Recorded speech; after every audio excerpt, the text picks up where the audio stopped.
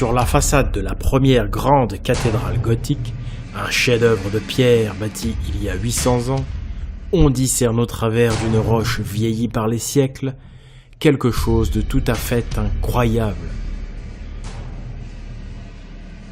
Mais que fait cet œil Illuminati au sommet de Notre-Dame de Chartres? Ce symbole a beaucoup de secrets. On peut même dire qu'il fait partie des causes des guerres de religion qui ont décimé la France à partir de 1562. Dans cette vidéo, nous allons révéler la véritable cause des guerres de religion à la lumière de cet œil dit Illuminati de la cathédrale de Chartres.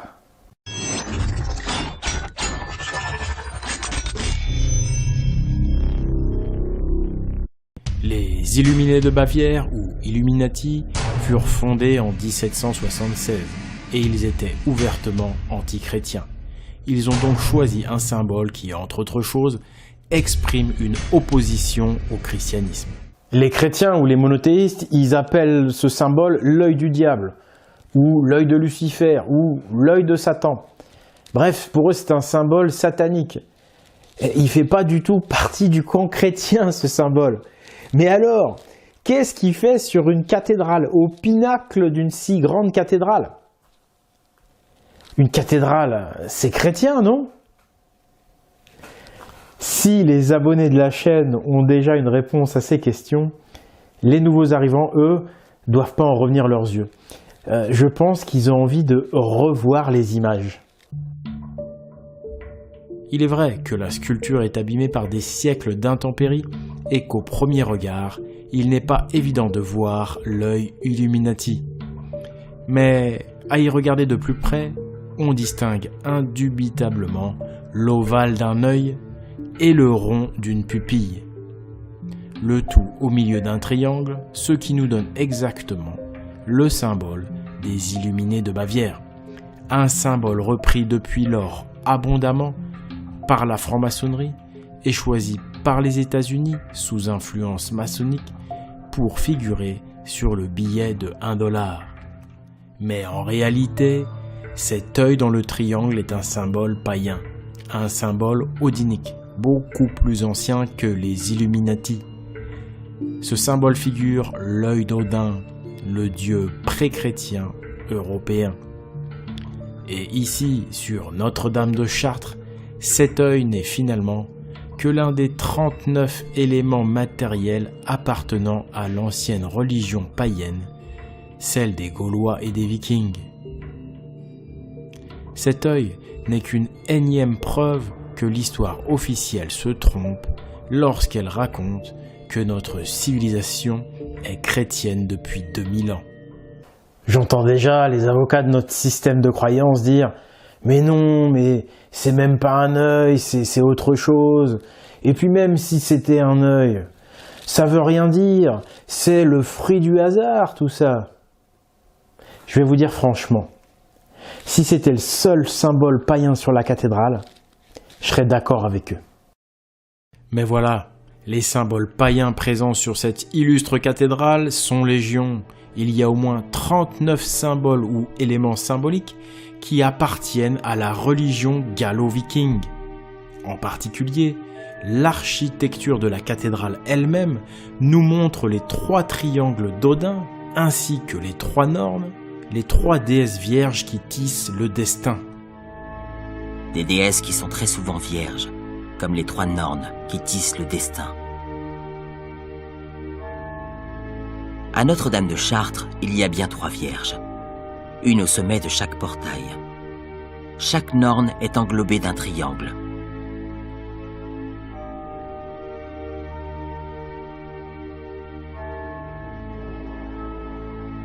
Il en résulte 3 triangles, soit le symbole d'Odin. On retrouve ces 3 triangles ici.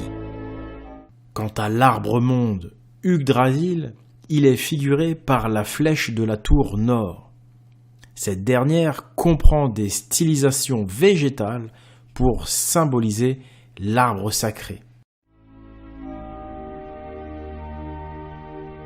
tandis que les 9 mondes liés à l'arbre sacré Yggdrasil sont figurés par les 9 portes que comprend cette cathédrale. Sur ce temple, on retrouve également des runes, les signes de l'écriture sacrée des Vikings. Nous n'avons malheureusement pas le temps de montrer les 39 éléments matériels que nous avons relevés, mais vous pouvez les voir dans le livre Notre-Dame d'Odin. Tandis que le film Templiers, Vikings et Cathédrale en montre un petit échantillon. Le livre et le film sont disponibles dans la description de cette vidéo. Nous allons maintenant aborder le sujet des guerres de religion. Ces terribles guerres civiles qui ont décimé la France entre 1562 et 1598. Mais sur cette chaîne, nous allons aborder ce sujet en vérité, car nous allons réintégrer le troisième belligérant, les Odiniques. Vous savez que les Odiniques et les païens en général ont été totalement effacés de l'histoire, parce que l'histoire a été écrite par les jésuites et parce que dans la Bible, il y a écrit qu'on doit effacer le nom de tous les païens. Ça, c'est prescrit dans la Bible. Et donc, en vérité, pendant ces guerres de religion, il y avait les catholiques et les protestants, évidemment, mais aussi les Odiniques.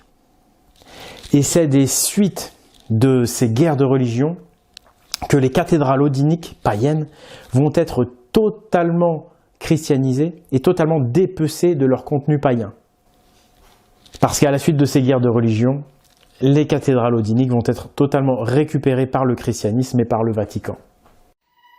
Les plus grands secrets se trouvent souvent sous nos yeux, et celui-ci ne déroge pas à la règle, puisqu'il est très facile de repérer que ces cathédrales ne font pas partie du christianisme. Il suffit pour cela de s'éclairer de la Bible. Le culte de Notre-Dame est celui de la Vierge Marie. Notre-Dame est la Sainte Vierge Marie. Mais ce culte-là n'existe tout simplement pas dans la Bible. Attention, nous parlons seulement du culte. La Vierge Marie elle-même figure bien dans la Bible, mais son aspect divin, lui, non. Selon la Bible, Marie n'est pas divine, car seul Dieu Jésus-Christ est divin. Il est vrai que c'est le principe de base du monothéisme. Selon la Bible donc, Marie ne doit surtout pas faire l'objet d'un culte. Construire un temple pour Marie, c'est une hérésie condamnée par la Bible. Et pour être clair, les textes sur Jésus, les évangiles, ils font intégralement partie de la Bible. Donc quand on dit le culte de Marie n'existe pas dans la Bible, ça veut dire le culte de Marie n'existe pas dans les évangiles. Donc c'est inconcevable que des chrétiens aient pu construire des gigantesques temples pour Marie. La vérité, vous la comprenez sans doute mieux maintenant, est très claire. Ces cathédrales n'ont jamais été construites pour Marie, mais pour les déesses de la religion odinique.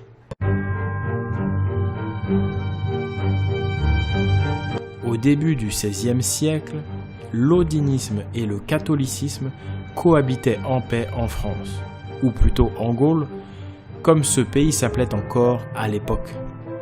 Et si cette entente était possible, c'est parce que les catholiques avaient créé le culte de la Sainte Vierge Marie. Cette entorse à la Bible a permis aux catholiques de ne plus considérer Notre-Dame comme hérétique. La création du culte de Marie, c'était de la diplomatie en fait. Parce que c'est ce nouveau culte qui a permis aux catholiques d'accepter les Notre-Dame parmi leurs églises.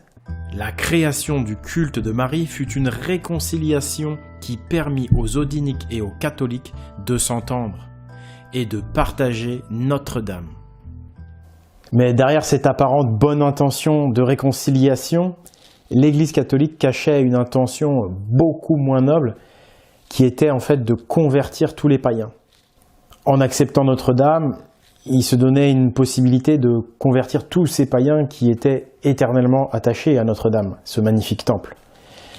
Et de la même manière, ils avaient aussi comme volonté de convertir la cathédrale elle-même, c'est-à-dire de la christianiser totalement, de la récupérer pour le compte du christianisme, jusqu'à faire oublier carrément son origine païenne. Un peu plus tard, il fut créé un nouveau courant chrétien fidèle à la Bible, le protestantisme. Les protestants incarnaient alors le vrai christianisme, c'est-à-dire qu'ils rejetaient fermement le culte de Marie. Les protestants étaient conscients que les cathédrales gothiques étaient, à l'origine, de purs temples païens. Citons John Viennot dans son vieux livre « Histoire de la Réforme française ».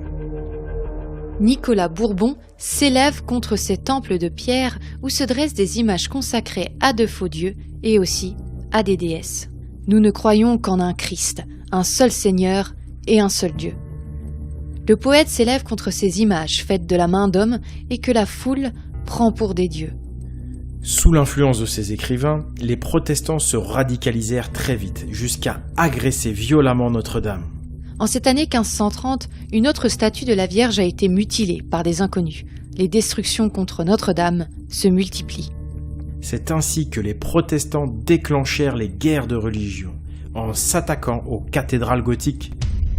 Ces intégristes chrétiens souhaitaient détruire les plus belles églises du monde au nom de la Bible. Cela excita la fureur populaire des odiniques, mais aussi des catholiques, fiers de Notre-Dame. Notre-Dame la païenne et son œil d'Odin, voilà la véritable raison qui provoqua les terribles guerres civiles du XVIe siècle, les fameuses guerres de religion. Et d'ailleurs, en vieux français, on disait Nostredame. En tout cas, ça s'écrivait Nostredame, N-O-S-T-R-E. Notre-Dame, nos trois dames, c'est-à-dire nos trois vierges, nos trois déesses, les fameuses trois normes de la religion odinique. Étant donné que c'est François Ier, le roi odinique, qui a instauré la langue française, on est en droit de penser que ça a été fait sciemment. Pour François Ier, pour les nouveaux, je leur dis, regardez le film Jeanne d'Arc la Valkyrie. Bref, la suite de l'histoire, ce sera dans les prochaines vidéos. Donc abonnez-vous à la chaîne. J'ai créé cette chaîne Pagan TV il y a 5 ans dans un but de réinformation, par amour de la vérité et par envie de justice. Donc si vous souhaitez que cette chaîne continue à exister, elle a besoin d'être soutenue. Sachez qu'elle est financée par 3 vecteurs. Le premier vecteur, c'est la boutique en ligne espritviking.com qui vend des livres, des bijoux et des t-shirts. Esprit Viking est très important car il permet de financer la partie très onéreuse qui est le montage. Ensuite, le deuxième vecteur, c'est l'association Pagan. Celle-ci va financer le matériel et les déplacements, entre autres. Elle vit de vos dons et de vos adhésions. Enfin, le troisième vecteur, c'est le Tipeee de l'Esprit Viking. Sachez que le temps de travail que je passe pour créer ces vidéos, je le fais gratuitement, ce n'est pas rémunéré. Donc si vous souhaitez me récompenser dans mon travail de créateur, ça se passe donc sur le Tipeee de l'Esprit Viking. Voilà, je vous ai tout dit. Je vous remercie sincèrement de m'avoir suivi. Et puis donc, je vous dis à la prochaine fois. Voilà, c'était Oleg de Normandie pour la justice et la vérité. À bientôt, au revoir.